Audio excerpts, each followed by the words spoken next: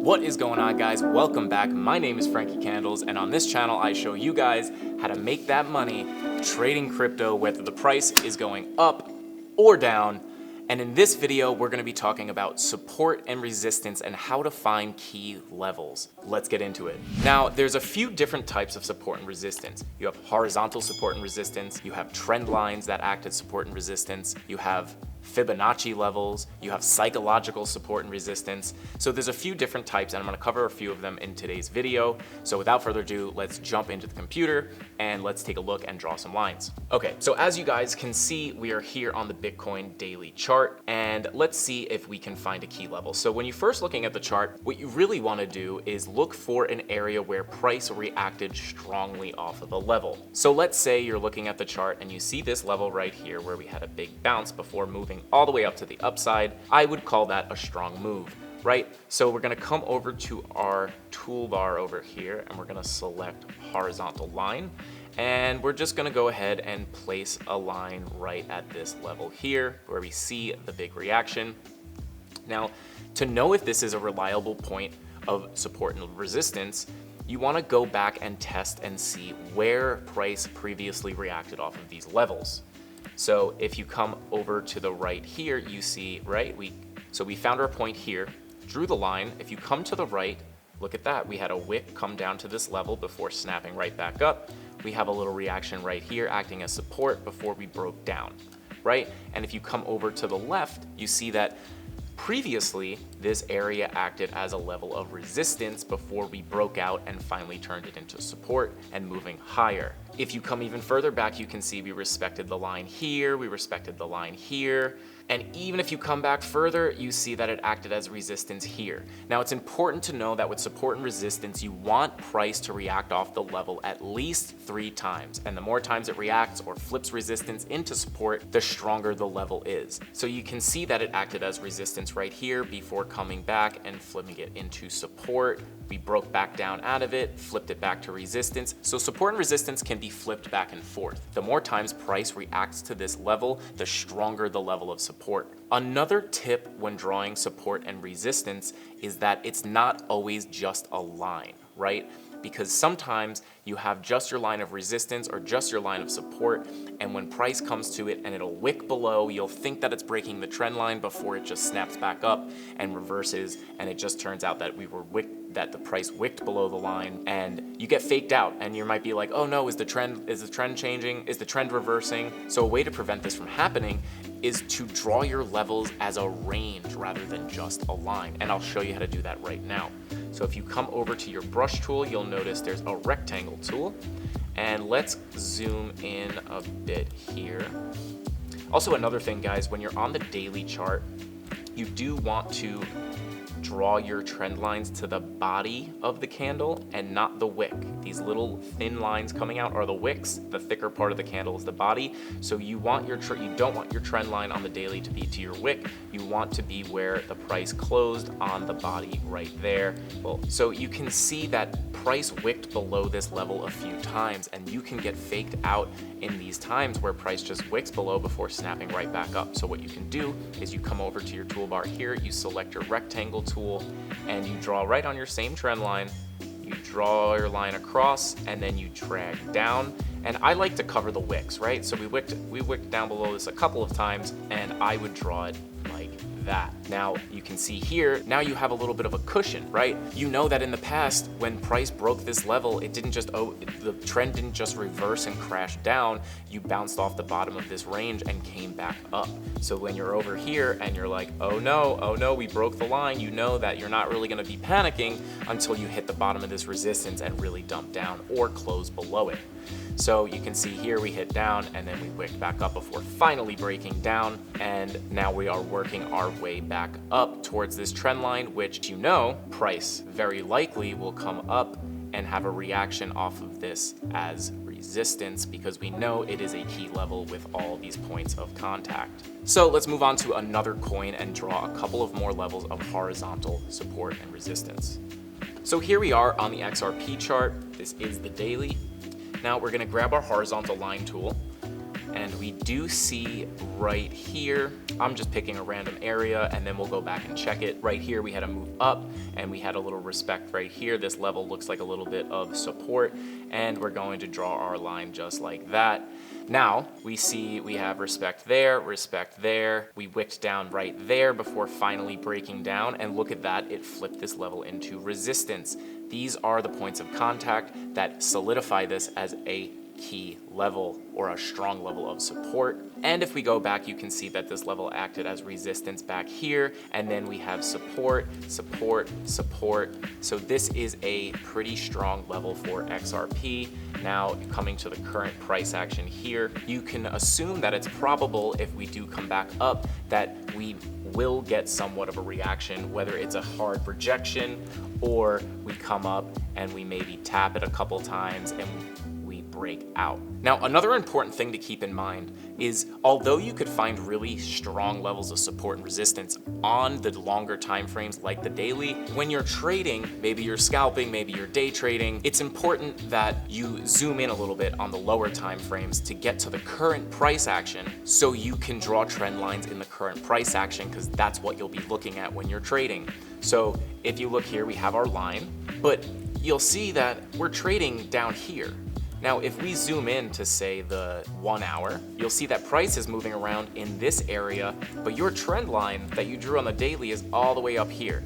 So if you're trading, you want to zoom in and find out where the current price action is and draw your levels there. So right here we have price rejecting off of this level generally. So let's get our horizontal line tool and we'll draw the level about there, and let's test it. We'll go back, right? So you have 1 reaction, 2 reaction, 3 reaction. You know, this line is putting respect on its name. If you come back here, we have another point of resistance right there. And if you come back even farther, look, we have reactions right there. So this is a strong level if you're looking at this time frame. You still have your longer term trend line up there when price does get to it, but right now we're trading in this area, so you want to keep zoomed in the current price action so your trend lines are relevant. So we've drawn a couple levels of key horizontal support and resistance lines. We learned how we can find these levels and what makes the levels strong. Again, remember, you want at least 3 points of contact with the price and the level to solidify it as a level of support or resistance. The more areas of respect, the better. If you're flipping support into resistance and vice versa, that also makes it a strong level. Now, moving on to trend lines, similar to regular horizontal lines, this is where price is reacting off of a level in a trend. So we are going down, we are moving down, down, down, down, down, right? You see this? We got respect off of this line, respect again, kind of a little bit of respect before finally getting dumped down. And these are essentially the same as horizontal support and resistance. It's just moving in a downward trend. So here we are back on the Bitcoin chart, and you can see that we are moving in an uptrend here. And if we grab our trend line tool, we can grab from here, and you can see here that we respected this line once, twice, 3 times, 4 times before finally dumping down. So this is an area of resistance. Now, if you grab your trend line again one more time, you can draw a level from here to here. Let's clean it up a little bit, right about there. Now you can see, again, you guys want to have multiple areas of contact. Here you go with the brush tool, you see that we have 1 bounce, we have 2 bounces, we have tried to break down, came back up, respected this, and then we have more bounces over here and even over here, and we even tried to hold on with that little green candle but finally broke down. Now this is called a channel. When price moves inside an area of support and resistance like this is called a channel, and we love these as traders because we need that volatility to have the price move up and down so we can get in and out of trades to make that profit. So we found an ascending channel. Now let's see if we could find a descending channel. So we're here on the Bitcoin chart, and you can see that we are in a downtrend, getting reactions off of this resistance line here, here, here, and now we are coming up to touch it again right here. And this is in a confirmed downtrend, so this is a good level of downward trending resistance. And let's see if we can get it into a channel. And look at that. We are coming down. Obviously, we dipped out a little bit, but we fought back. You can actually see, if you look closely, as we were talking about support and resistance, support turning into resistance. You can see right here, we're bouncing around in this descending channel, and we dipped out, turned the support line into resistance, fought it, and broke back into this channel and continued trading in this channel. And guys, if you stick around to the end of the video, I'm going to be showing you a tip on how to predict if price is going to break out or break down and reject off of levels of resistance.